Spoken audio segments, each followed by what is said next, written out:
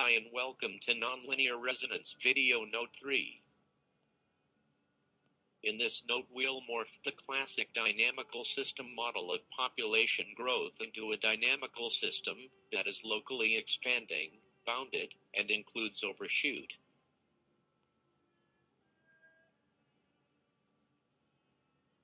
In the previous note we had graphs of population over time. To think in dynamical system terms, we need to examine instead the relationship between next year's population and this year's population.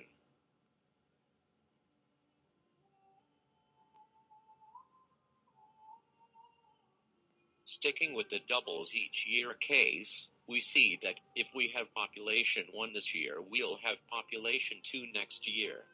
If we have population 5 this year, we'll have population 10 next year, and so on.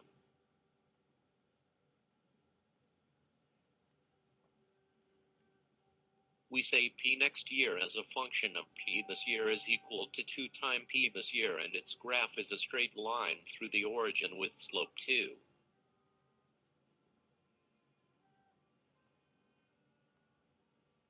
In this representation we've lost the time aspect of the dynamics. But we can get some sense of that aspect by tracing the trajectory of some initial state over time.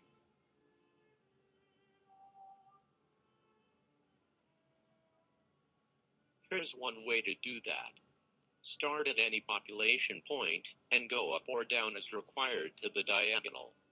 Draw vertically to reach the graph of the function and draw horizontally back to the diagonal. Repeat, starting from this new point, and so on.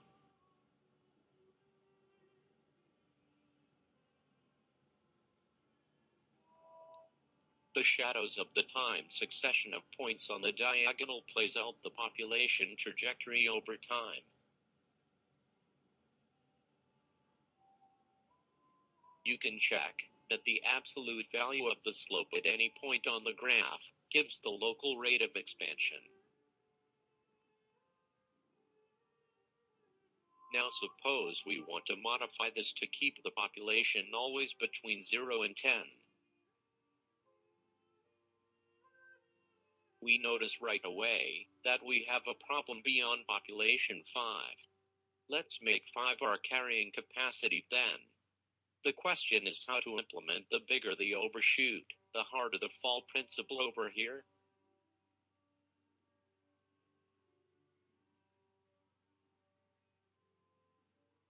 After much experimentation, I rejected the first two most obvious possibilities.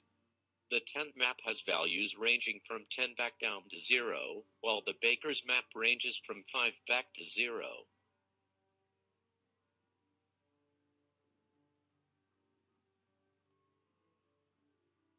So here's how you graph one of the family I used instead. Choose a carrying capacity, Z, between 0 and 10. Draw the line between 0, 0 and Z, 10. That is just the usual population growth graph with growth rate 10 over Z.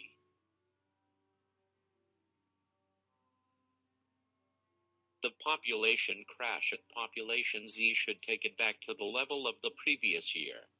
The crash should be proportionately bigger and bigger for populations beyond Z, so that with population 10, none survive.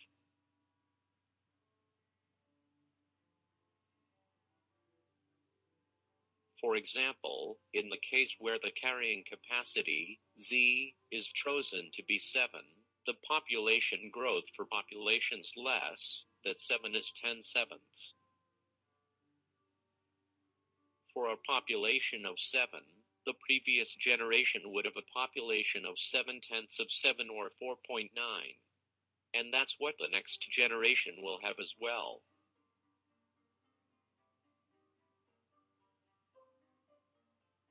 Above 7, there is a growth or rather decline rate of negative 4.9 over 3. Checking that we have all three of the features, locally expanding, bounded, and with overshoot. Note that between 0 and 7, the slope is 10 over 7, which is bigger than 1, and that between 7 and 10 the slope is negative 4.9 over 3, which is bigger than 1 in absolute value. So excluding the funny points 0, 7, and 10, the system is everywhere locally expanding.